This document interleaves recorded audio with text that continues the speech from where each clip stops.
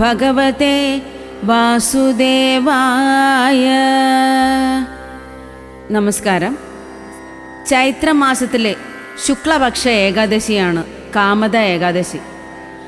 ആഗ്രഹ പൂർത്തീകരണത്തിന് ഏറ്റവും ഉതകുന്ന ഏകാദശി വ്രതമാണ് കാമദ ഏകാദശി വ്രതം. ഈശ്വരനിൽ എത്തിച്ചേരാനുള്ള ഏറ്റവും നല്ല വഴിയാണ് ഭക്തിമാർഗം.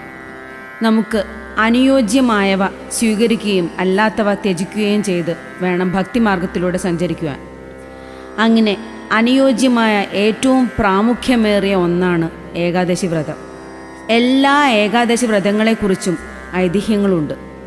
ഏകാദശി വ്രത മാഹാത്മ്യങ്ങളും ഐതിഹ്യങ്ങളും യുധിഷ്ഠിര മഹാരാജാവിന് ഭഗവാൻ ശ്രീകൃഷ്ണനാണ് പറഞ്ഞു കൊടുത്തത്. അങ്ങനെ അവ മനുഷ്യകുലത്തിന് ആകെ ഗുണകരമായി മാറി. കാമദ ഏകാദശിയുമായി ബന്ധപ്പെട്ട കഥ വസിഷ്ഠ മുനിയാണ് ആദ്യമായി പറഞ്ഞു കൊടുത്തത്. സൂര്യവംശത്തിലെ ദിലീപ് എന്ന രാജാവിനോട് ആണ് അദ്ദേഹം ഇത് പറഞ്ഞു കൊടുത്തത് എന്ന് ഭഗവാൻ കൃഷ്ണൻ യുധിഷ്ഠിര മഹാരാജാവിനോട് പറഞ്ഞു കൊടുക്കുന്നു. ആ കഥ ഇങ്ങനെയാണ്. രത്നപൂർ എന്ന രാജ്യത്ത് പുണ്ടരീകൻ എന്ന ഒരു രാജാവുണ്ടായിരുന്നു. വളരെ നല്ല ഒരു രാജാവായിരുന്നതുകൊണ്ട് രാജ്യം എല്ലാം കൊണ്ടും ഐശ്വര്യപൂർണമായിരുന്നു. അങ്ങനെ സന്തോഷം നിറഞ്ഞ ഒരു രാജ്യമായതിനാൽ ഗന്ധർവന്മാർ, കിന്നരന്മാർ, അപ്സരസുകൾ എന്നിങ്ങനെയുള്ളവരായിരുന്നു കൂടുതലും ഉണ്ടായിരുന്നത്. അവരുടെ കൂട്ടത്തിൽ ഗന്ധർവന്മാരുടെ ഇടയിൽ ലളിത് എന്നു പേരായ ഗന്ധർവനും ലളിത എന്നു പേരായ ഗന്ധർവൻ്റെ ഭാര്യയും ഉണ്ടായിരുന്നു. അവർ പരസ്പരം വളരെ സ്നേഹത്തോടും വിശ്വാസത്തോടും കൂടി ജീവിതം നയിച്ചു പോന്നു. ഗന്ധർവനായ ലളിത് കൊട്ടാരത്തിലെ ഗായകനായിരുന്നു. ഒരു ദിവസം ലളിത എന്തോ അസൗകര്യം മൂലം കൊട്ടാരത്തിലേക്ക് വരാതിരിക്കുകയും ലളിത് ഒറ്റയ്ക്ക് കൊട്ടാരത്തിലേക്ക് പോവുകയും ചെയ്തു.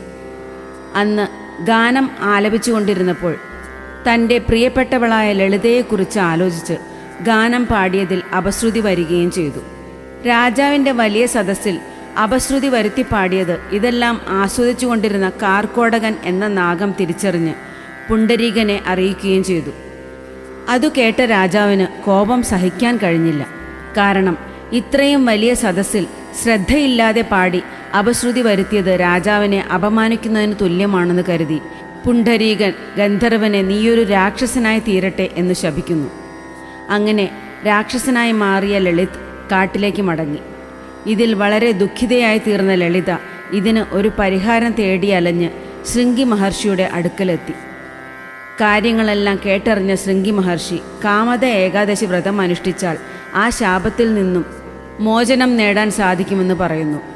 അങ്ങനെ നിഷ്ഠയോടെ കാമദ ഏകാദശി വ്രതം അനുഷ്ഠിച്ച് ലളിതയ്ക്ക് തൻ്റെ ഭർത്താവിനെ ശാപമോചിതനാക്കുവാനും പഴയ രൂപത്തിൽ കൊണ്ടുവരാനും അവർക്കൊരുമിച്ച് സുഖമായി ജീവിക്കുവാനും സാധിച്ചു. ഏകാദശി വ്രതകഥകൾ കേൾക്കുകയും അത് മറ്റുള്ളവർക്ക് പറഞ്ഞു കൊടുക്കുകയും ചെയ്യുന്നത് വളരെയേറെ പുണ്യമാണ്.